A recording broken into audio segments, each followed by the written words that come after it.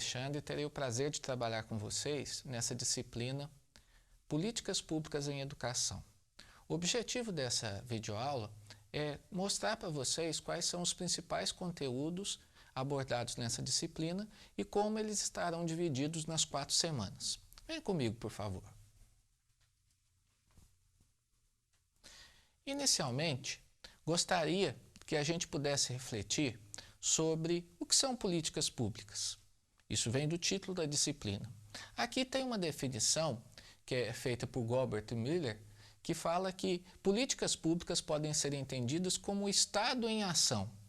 E essa ação, já definido por Hoffman, é o Estado implantando um projeto de governo através de ações voltadas para setores específicos da sociedade. Então perceba que são ações intencionalizadas. É o governo, através daqueles que estão detendo o poder, indicando quais políticas, quais ações, quais as metas, o que pode e o que não pode, o que é prioridade e o que vai deixar de ser prioridade naquele intervalo de tempo.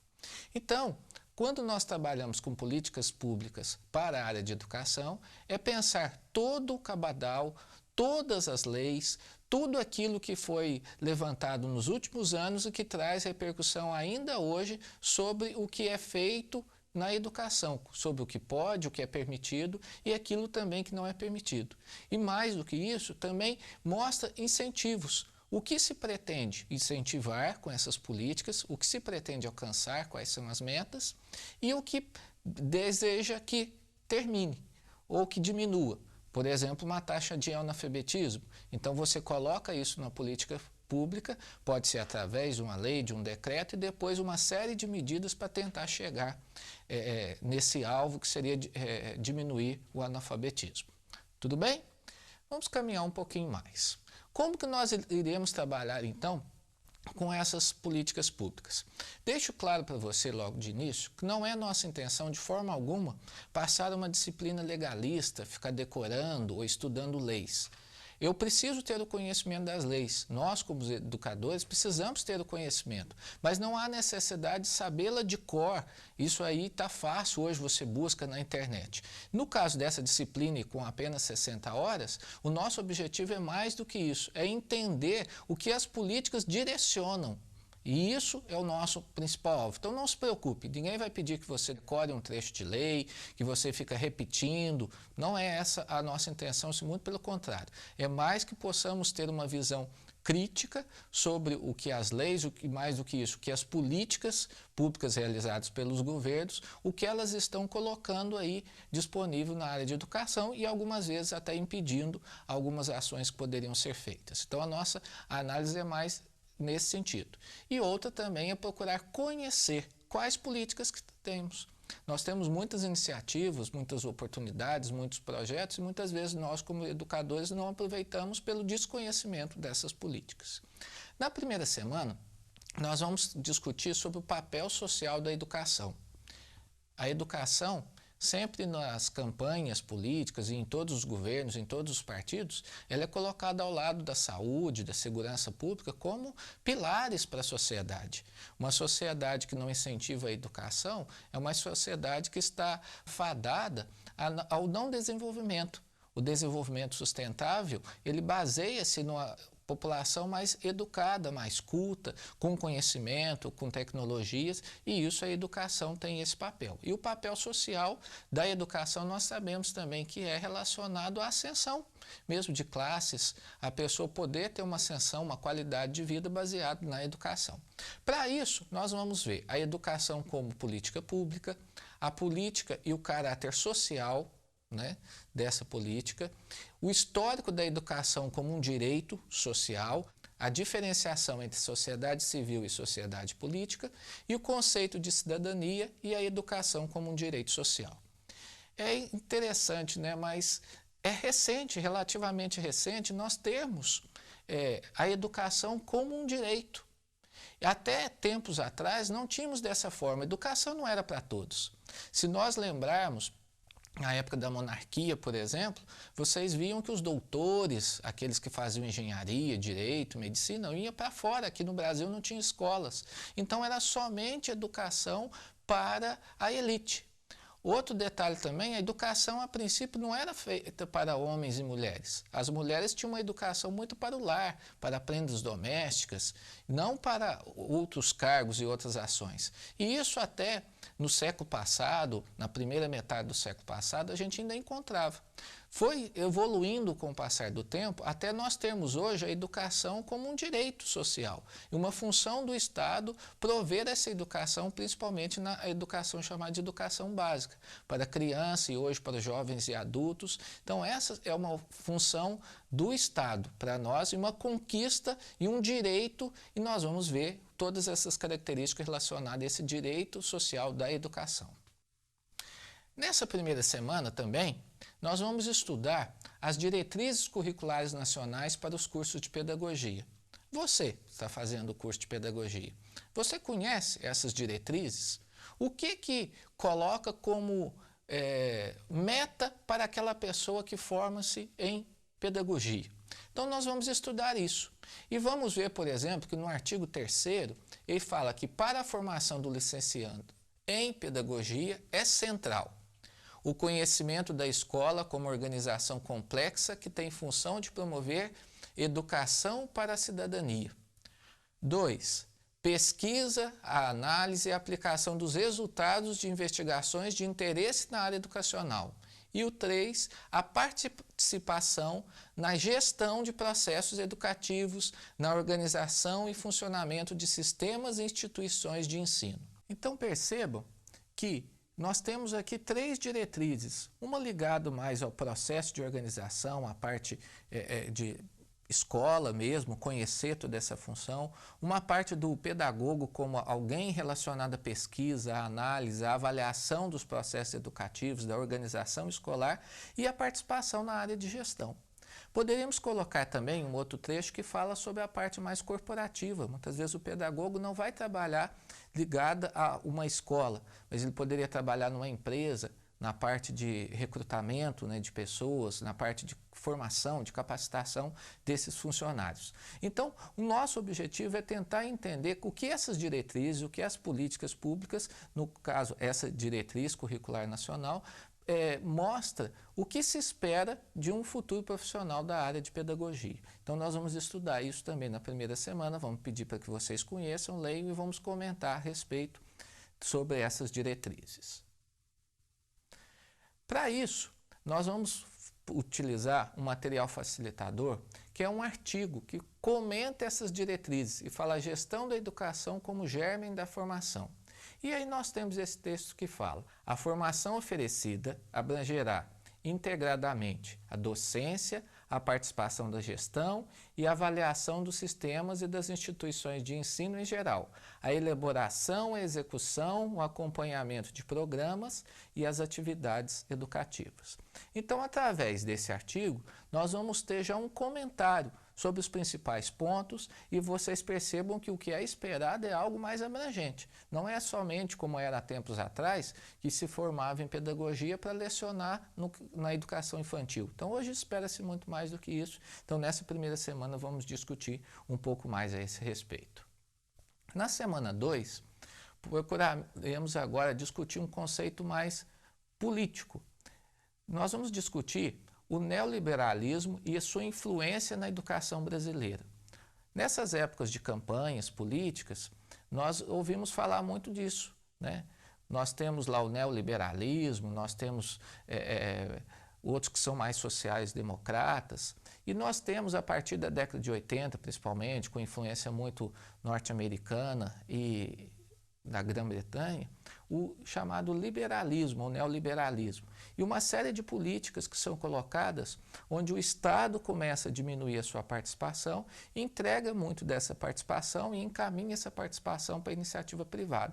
E uma das características, através das legislações, é deixar as legislações o mais enxuta possível, permitindo ações. E ações que algumas vezes era somente para o Estado, agora passa a ter um trecho onde permite também do Estado que você possa ter escolas particulares e outros agentes, outras organizações, fazendo o papel que era típico do Estado até então. Então nós vamos estudar, porque mesmo hoje em dia nós temos uma carga grande dessa influência. E muita da nossa legislação, principalmente a Lei de Diretrizes e Bases de 1996, ela carrega uma característica minimalista.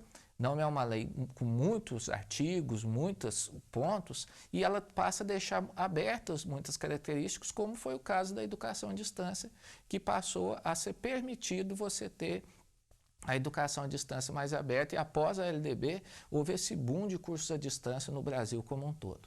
Então vamos estudar um pouquinho sobre isso. E para que não fique uma parte muito conceitual, somente essa parte mais de teoria política, nós vamos ter um outro trabalho que é mais relacionado ao seguinte. Nós temos nos estados e no governo federal uma série de iniciativas, muito boas iniciativas, tem N projetos. E eu gostaria que nós procurássemos conhecer a maioria deles. Então nós vamos ter um exercício onde eu vou indicar uma série de nomes, você poderia escolher outro, e você vai pesquisar esse projeto e vai divulgar esse projeto. Por exemplo, eu posso ter um projeto que permita nós conseguirmos usar tecnologia, ter fomento para ter tecnologia na sala de aula, na escola. Para isso eu preciso escrever um projeto, inscrever a minha escola, então vamos divulgar como é que seria essa ação. Então tem uma série de projetos e muitas vezes falta a nós, educadores, esse conhecimento. Então vamos dar essa oportunidade na segunda semana da gente conhecer uma série de projetos, uma série de políticas públicas nessa área que incentiva inovações, incentiva novos usos, novas práticas. Tudo bem? Já na terceira semana, nós vamos estudar a LDB, como eu falei, a Lei de Diretrizes e Bases da Educação, e também vamos estudar a Constituição Federal de 1988. São as duas principais políticas que nós temos relacionadas. A Constituição não vai ser a Constituição toda, são os trechos que falam sobre a parte de educação. E basicamente na Constituição de 1988, ela consagra o direito subjetivo à educação e a responsabilidade do Estado em manter as instituições públicas de ensino. Como eu falei anteriormente, isso não era muito explícito em outras leis e até mesmo em constituições brasileiras. Em alguns países isso também não ocorre. Então, com a Constituição de 88 e no nosso texto guia, vocês terão a oportunidade de ler que houve discussões e algumas pessoas não eram a favor de deixar isso de uma forma explícita, mas conseguiu passar isso na Constituição e coloca como um direito subjetivo à educação. Então é um direito que todos os brasileiros têm à educação e uma responsabilidade do Estado em manter essas instituições públicas para prover a educação à população. Já com relação à LDB, a Lei de Diretrizes e Bases, como eu já mencionei, é uma lei de caráter mais minimalista, não muito grande, muito cheia de detalhes, mas que abre uma série de possibilidades. E aqui nós temos alguns detalhes. Dentre elas, destaca-se a concepção da educação básica, que incorpora também a ampliação do número de anos e etapas escolares. Então ela permitiu isso, eu poderia ter outras etapas, poderia colocar questão de mais anos, nós tivemos ampliação do ensino fundamental para 9 anos, todas são características que a LDB permitiu. Ela também unifica a educação básica e o primeiro nível de ensino, que vai de 0 ano de idade até o final do ensino médio, sendo dividida em 3 etapas consecutivas, a educação infantil, o ensino fundamental e o ensino médio. Então, com a LDB foram colocadas esses 3, a educação básica, indo desde a educação infantil até o ensino médio. E isso nós não tínhamos essa característica nem a garantia de educação infantil até então. Então nós poderíamos ter dificuldade, muitas vezes as mães tinham para colocar as suas crianças, não tinham vagas para todas as crianças, como hoje ainda não tem, e é muita dificuldade deixar em creches ou mesmo em escolas infantis para as mães poderem trabalhar. Mas foi um avanço que nós tivemos com a LDB. Outro detalhe que ela fala é o aumento do número mínimo de dias letivos, implicando maior tempo de permanência na escola, fato que facilita a melhoria do atendimento pedagógico de qualidade. Passaram-se a 200 dias letivos. Eu me lembro, quando na minha época de escola, a gente entrava de férias muito antes. Alguns aí devem lembrar desse processo também. Com a LDB que nós tivemos essa ampliação. Sei que alguns questionam que isso ajuda pouco, né? Mas é um fato que está ali, é o maior tempo de permanência na escola, a tendência é você ter um melhor aproveitamento. A flexibilização da forma de organização do tempo, reclassificação dos alunos, definição do calendário, critérios de promoção e ordenação curricular. Então, tudo isso ela permite que isso possa ser flexibilizado. Organização, você pode inclusive acelerar uma criança que tem ali um bom rendimento, organizações poderiam ter currículos diferenciados, matérias diferenciadas. Então, tudo isso hoje é permitido. É lógico que existe um certo engessamento sobre as políticas de Estado, com a justificativa da criança, do estudante, mudar de uma escola para outra e ter o mesmo conteúdo ou uma facilidade nessa adaptação. Então, nós vemos que muitas vezes essa diferenciação que poderia ser colocada, ela é impedida em alguns momentos. Em escolas particulares, nós vemos isso com maior ênfase, até como uma forma atrativa de chamar mais estudantes para essas escolas particulares. Fala da valorização do ensino profissional e técnico, enfatizando a necessidade de uma maior articulação entre estudos teóricos e práticos. Então, com ela também nós tivemos, juntamente com outras políticas que foram adotadas nos últimos anos, de incentivo ao ensino técnico, ensino profissionalizante, e tentaram associar, como já foi no passado, com as escolas polivalentes, uma educação entre a parte teórica e a parte prática mais integrada. E hoje nós vemos essa questão de ampliação da educação, né, o ensino integral, o estudante ficando manhã e tarde na escola. Isso são iniciativas e discussões que estão aí correntes, né, e é permitido pela LDB. E a revalorização da formação do magistério. Aí nós, nesse ponto, talvez você poderia dizer, mas o professor ganha tão pouco, que valorização é essa?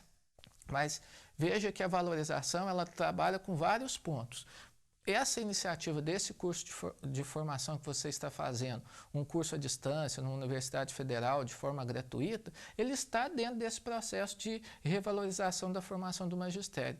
Até alguns anos atrás, nós tínhamos que as licenciaturas eram, na sua maioria, em escolas particulares, e as pessoas tinham que trabalhar de dia, muitas vezes, e pagar essa escola à noite. Então, hoje nós já temos uma ênfase maior e muitas universidades federais acabam ofertando de forma gratuita, como tem que ser as licenciaturas. Então, nós tivemos uma maior oferta de oportunidade de formação para os educadores.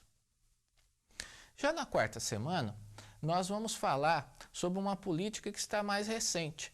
Nós vamos discutir sobre o Plano Nacional de Educação, que foi aprovado em 25 de junho agora de 2014. Na verdade, com atraso, ele era para ser de 2011, mas o Congresso gastou um bom tempo ali discutindo. E esse plano é um plano decenal que coloca diretrizes e metas para a educação nacional, então ele vai de 2014 até 2024. E nós vamos procurar estudar. Tem algumas metas, algumas coisas que foram discutidas em assembleias, em discussões que foram feitas nos municípios, depois estaduais e levadas até a esfera federal. E ele basicamente é um plano que estabelece diretrizes, objetivos e metas às várias etapas e modalidades de ensino.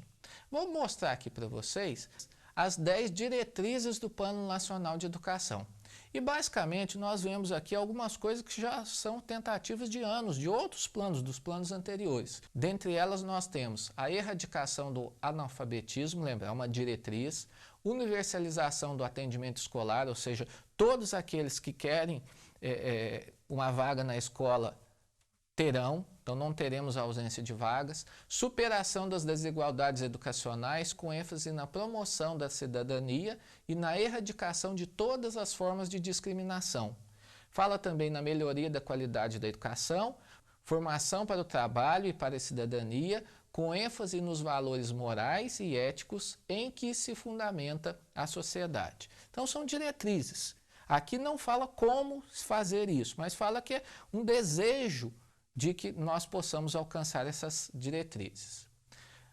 As outras 5 falam da promoção do princípio da gestão democrática da escola pública, promoção humanística, científica, cultural e tecnológica do país estabelecimento de meta de aplicação de recursos públicos em educação com proporção do produto interno bruto, que assegure atendimento às necessidades de expansão com padrão de qualidade e equidade.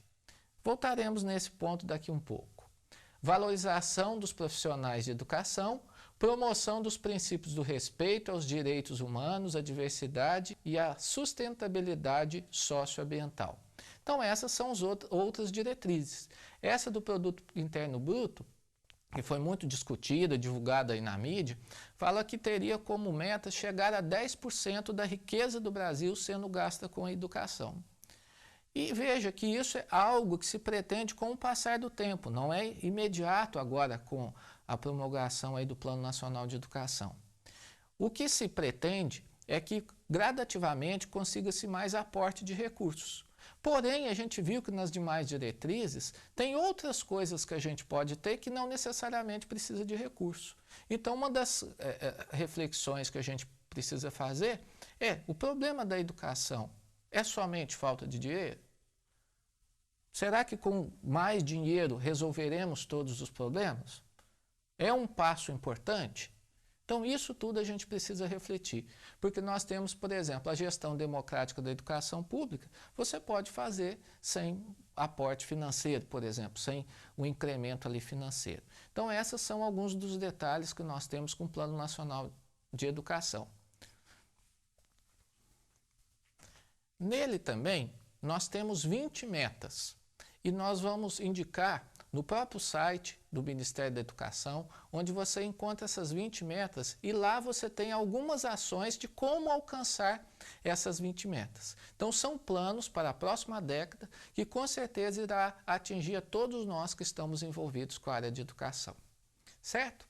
Então perceba que nós procuramos diversificar os conteúdos. Mais uma vez reforço que não é ficar decorando leis, artigos, mais do que isso, mas conhecer as principais legislações que tratam sobre a educação, como a Constituição Federal, a Lei de Diretrizes e Bases, o Plano Nacional de Educação, para você, pedagogo, conhecer as diretrizes curriculares nacionais para o seu curso, conhecermos também um viés político que estão por trás dessas políticas públicas aí como um todo. Você terá a oportunidade de interagir com os tutores, terá a oportunidade através de alguns fóruns, tarefas, produções de textos, apresentações que vamos fazer no decorrer da disciplina. Espero que seja proveitoso para você e que após essa disciplina você tenha uma visão mais abrangente sobre as políticas públicas nacionais. Agradeço a sua atenção e até uma outra oportunidade.